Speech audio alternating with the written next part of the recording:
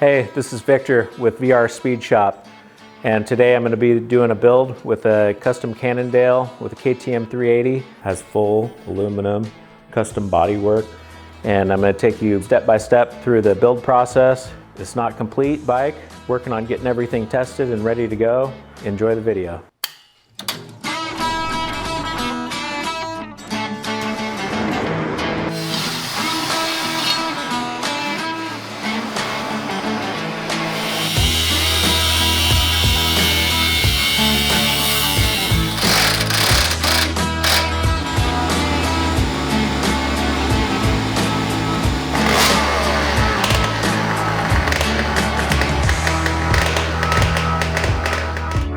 Okay, here we go. We're going to do the assembly on the ATV Quad.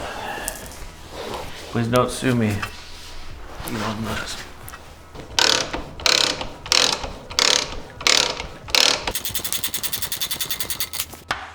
Okay, setting up the rear swing arm with the Marvin Shaw rear shock, air shock. Has a little valve on it to add or reduce pressure as needed.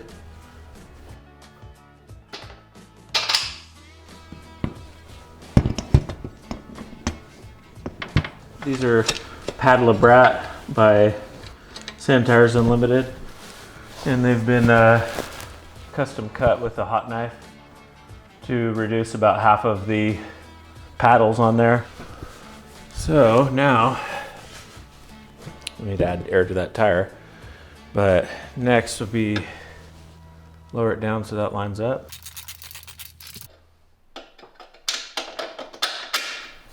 Perfect. I'm just gonna loose assemble everything. Make sure everything's lining up good before I hard bolt it down. This is the front A-arm assembly with the nitrogen shocks.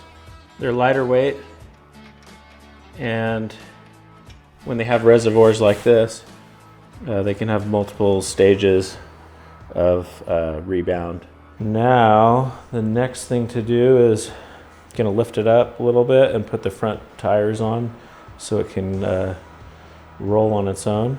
When I started this build, the Cannondale was out maybe for like 4 years, so it's still a pretty new ATV. And I love anything that's metal, shiny metal. I was learning how to weld at the time, or weld aluminum at least. I thought, why don't I just make the whole thing out of aluminum? How cool would it look? And I even thought about just polishing it so it was just this bright, super bright, shiny ATV. And I kind of wanted it to look a little bit futuristic as well. So many bikes that are built and they have tens of thousands of dollars into, and chrome, and lots of money into them, and so this was kind of a DIY, do it myself and make it look as cool as I could. The shocks are in place, the wheels are sitting on it, front steering, or the steering stem is on, and now I will hook up the tie rods, connect everything together, make sure it all works good, and then go around and tighten everything down to the proper torque.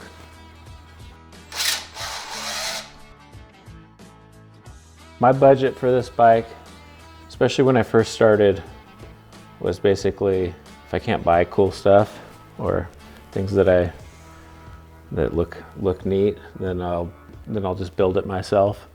And that's pretty much how the majority of the reason I fabricated a bunch of the parts in general. Having a family, your money goes to other places besides working on projects of your own. So it's been a low budget build. I bought the frame on eBay for 250 bucks. Shocks were 250 bucks on eBay. A-arms were brand new. I haven't ridden on them. They're +2 A-arms, and they were about $250. And then miscellaneous other parts, rear shock. The rear axle I want to actually change with a billet aluminum rear axle, which there's a couple companies that make them. So any sponsors would be awesome. Send some free parts.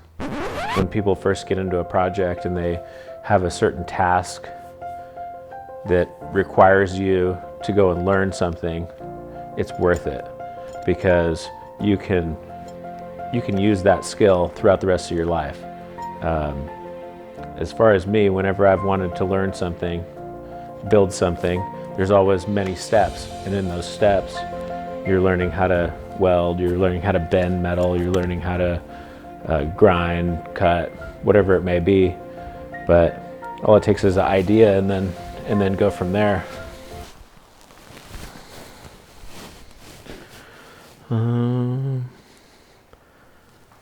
Guess I'll put the rear subframe on, which I custom built, which has fenders basically built into it and an air box all in one. I made the first one out of stainless, and it was really thin stainless because it was still heavy even though it was thin, where aluminum has it's a lot less dense material, a lot lighter material for how strong it is.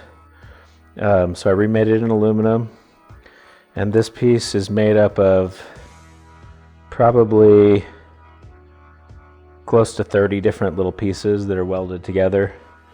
A lot of this is single piece.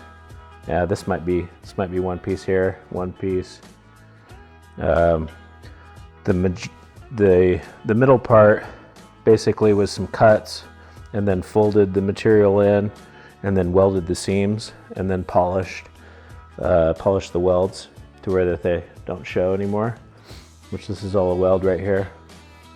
And there was a point where I realized I needed to lengthen it, so you could probably see a weld right here that was ground flush, and I think I added about that much length to the rear subframe to be able to have enough room to ride it. All right, there we go.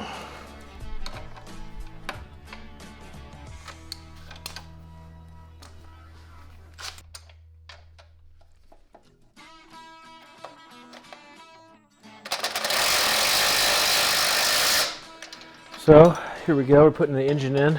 This thing has to be shoehorned into place. It's not very light.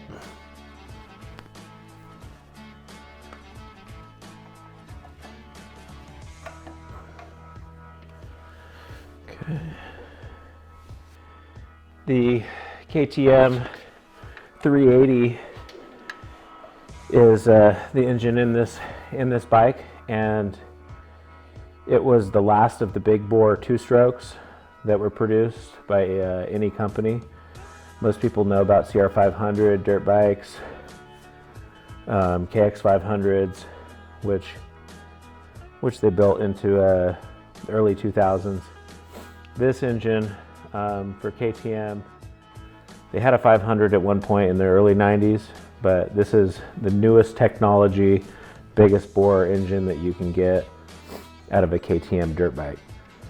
This is a 98, which they built the KTM 380 from 1998 to 2001. The 2001 models have a hydraulic clutch, which I originally bought a 2001 engine, but have not built it yet to put in. So we'll see how the manual clutch works. I've heard that they're a little bit stiff to pull compared to a hydraulic.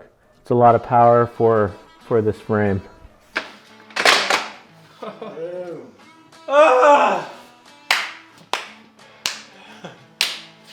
Oh, that was terrible. Okay, I just put the spring on the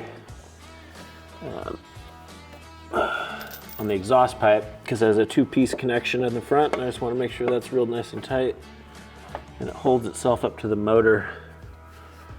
And that looks good. It's top engine mount. I'll get everything the same as the front end.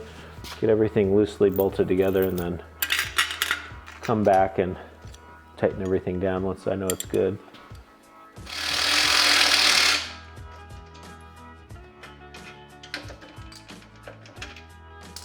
Everything's color coded so it all goes back together the same way. And that's a one-way connection, can't be switched around. Okay. Just want to make sure that they're seated all the way tight. Carburetor will be the same as the rest, where it needs to go through the hole inside the gas tank and feed down through to the motor. So I will have to disconnect this side right here. Pull the slide out. Okay, there we go. Got the carburetor slid on. This is the intake right here that runs from the carburetor back to the intake box. And I'll try to slide it in place.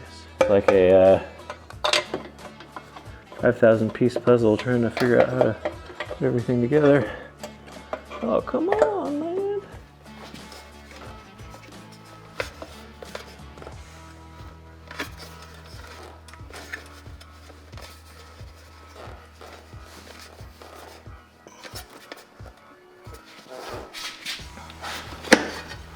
There it goes. Whew, that's not easy.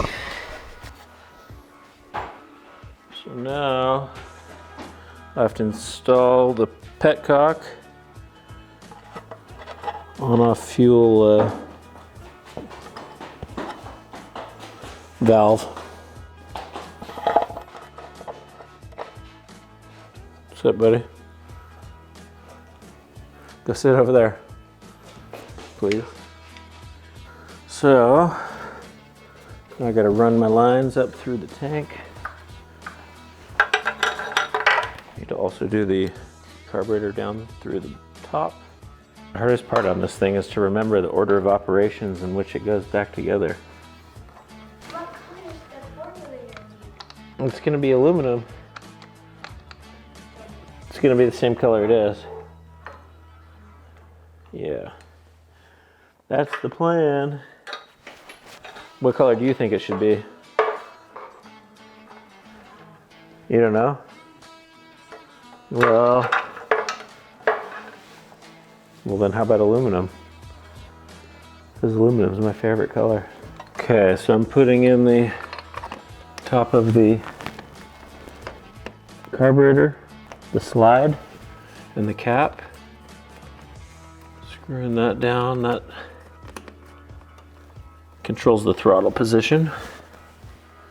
Bolt down the gas tank to the frame. Getting them in is not that easy. I guess like anything on this, it's not very easy.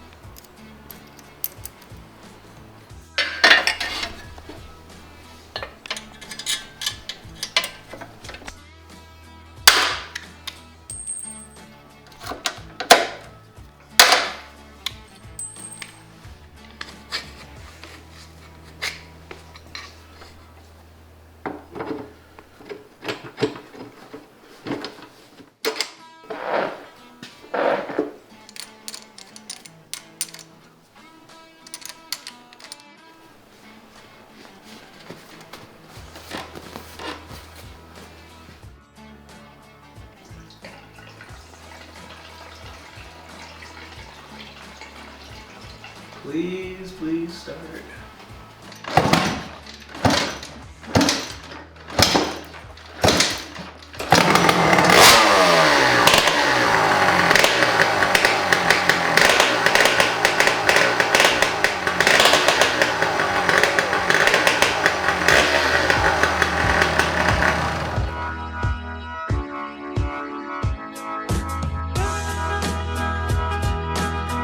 in the next video, try to take it on a test drive. Thanks for watching. Please like and subscribe to my new channel, VR Speed Shop.